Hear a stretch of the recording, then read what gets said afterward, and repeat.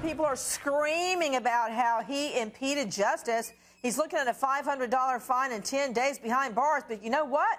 My concern is with this judge, Victoria Brennan, Vicki Brennan. So with me right now is the retired police chief, the executive director of Miami-Dade Crime Stoppers. Let me point out that the tipster was right. Let's see, Maston.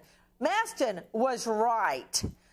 The female dope dealer was apprehended, arrested at a restaurant. In her pocketbook, guess what was there? Cocaine. Cocaine to sell. So Maston was right. The tipster was right.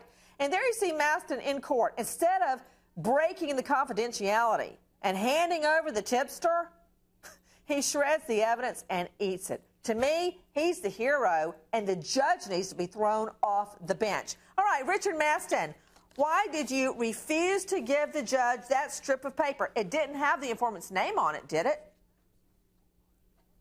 No, it didn't, Nancy, but it did have some small bits of information that, in this particular case, probably wouldn't have caused a big problem. But the precedent would be that if this were to continue to happen in major cases where there was enough information on the report that a defendant could work backwards and at some point identify the tipster just by the circumstances, it would put the tipster at risk, and we're just not going to let that happen.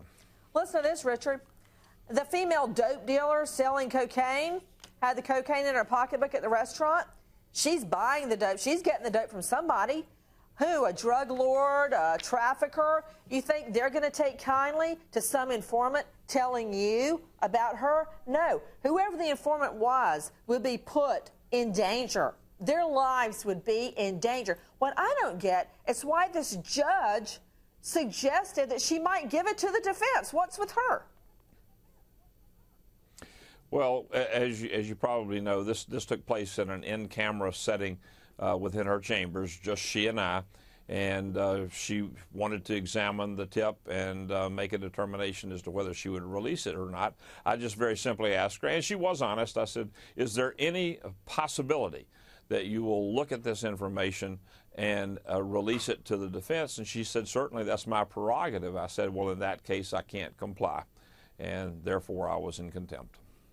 You know what, Richard, unless you've been in the system, it's very hard to understand the level of violence that is associated with drugs, with narcotics of any kind, including crack, cocaine.